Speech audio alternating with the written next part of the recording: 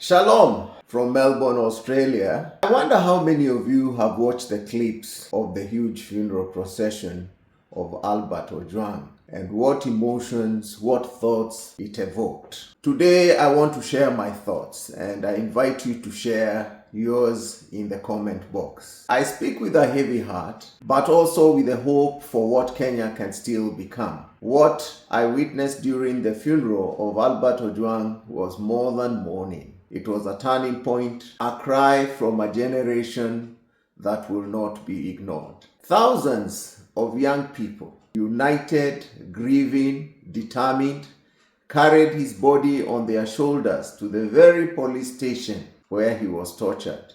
And there they set the police station ablaze. This was not a senseless distraction. It was a symbol, a message that said, this is where injustice lived. This is where our cries were ignored. This is where our pain was mocked. I felt them. I heard them. And I ask, why are those in power not listening? The cry of the Gen Zs, the satisfaction with the way things are going, they are loud and clear except to those who refuse to hear. The protests in the streets are not about ending one term for one leader. They are about ending a system of betrayal, of looting, of violence masked as order. Kenya is hungry for different, for true change, for leadership that heals and not harms. We cannot afford to replace one face with another that offers the same old politics. Kenya has another Moi already, and we do not need yet another Moi among the aspiring presidential candidates. We must break the pattern. We must break the chains that have held this nation hostage.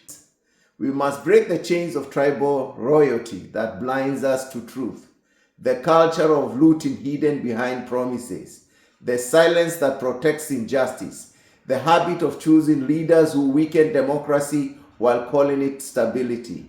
We must not be dragged back into the shadows of Moi's fear, Museveni's endless rule. The 2 years of this current regime have felt like eternity in hell for most or the majority of Kenyans, except for those who are beneficiaries. And this is because of the pain and the struggle that Kenyans are going through. Every day I receive an inbox of Kenyans wanting to leave the country. Mr. President, this crisis is not a rebellion. It is a reflection of deep pain. It is a result of failures that have gone without addressing. We may not fully know where the orders of killing Albert Ojwang came from, but we know where the responsibility rests. When the young mourn and rage in the streets, it is because they feel abandoned by those meant to protect them, provide for them, and secure their future. Their cry is an indictment on your leadership, sir. Parliament may not impeach you. Your alliance, your unholy alliance with Raila Odinga might give you a sense of political security. But the young people of Kenya have already cast their vote of no confidence through their courage, through their voices, through their cry for justice. They represent a constituency far greater than what you see. You still have a choice to harden your heart or to listen and change the course of this nation. Remember, you are in the driver's seat.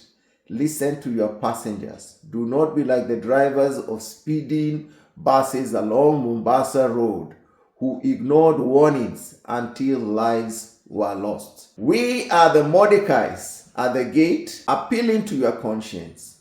Trust that what you once gleaned from the scripture will call you back to reason and to what is right. To double down on force is not the solution. A word to those seeking powers or aspiring for presidential position in the next elections, to those posturing for the next election. Do not come with the same old ways wrapped in new slogans. Do not seek to govern this way. Unfortunately, many of you were mentored in the ways of Moi and know better. But Kenya needs better and different. Kenya does not need another Moi.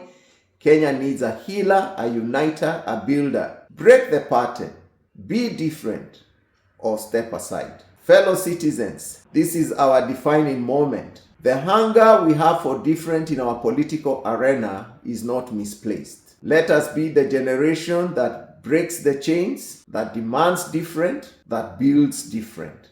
Na sasa tusimame, tubadilishe, tujenge taifa jipya. Mungu ibariki Kenya, Mungu atulinde na vizazi vyetu vyote. Amina. This is Simon Karaoke coming to you from Melbourne, Australia. God bless you. Thank you.